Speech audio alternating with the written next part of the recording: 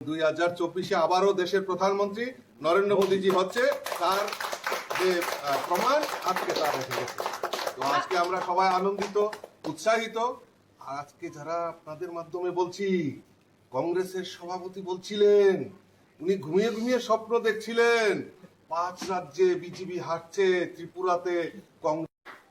আর ওদেরকে বলবো সিপিএম এর সঙ্গে আরো বেশি করে মাখামাখি করে লেজুর বৃত্তি, সিপিএম এর সঙ্গে লেজুর বৃত্তি করে সিপিএম এর পেছনে পেছনে থেকে মানুষকে যে অতদিন ধরে বোকা বানিয়েছেন আর বোকা বানানো যাবে না। 5 রাজ্যেরও শেষ। ঘুম থেকে উঠেই দেখেন বিজেপি মোদিময় হয়ে গেছে সারা ভারতবর্ষ। আবারও তারা ঘুমিয়ে গেছে। অনেকে দেখবেন মোবাইলের সুইচ অফ হয়ে গেছে, মোবাইল খারাপ হয়ে গেছে, চার্জ শেষ হয়ে গেছে। কারণ মোদিজি এমন একটা জিনিস, মোদিজির আতঙ্কে কংগ্রেস সিপিএম সব ধরাশায়।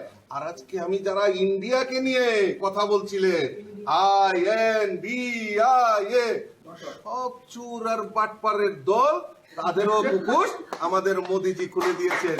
ইন্ডিয়া নয়, মোদি হয়ে গেছে। ধন্যবাদ। Thank you.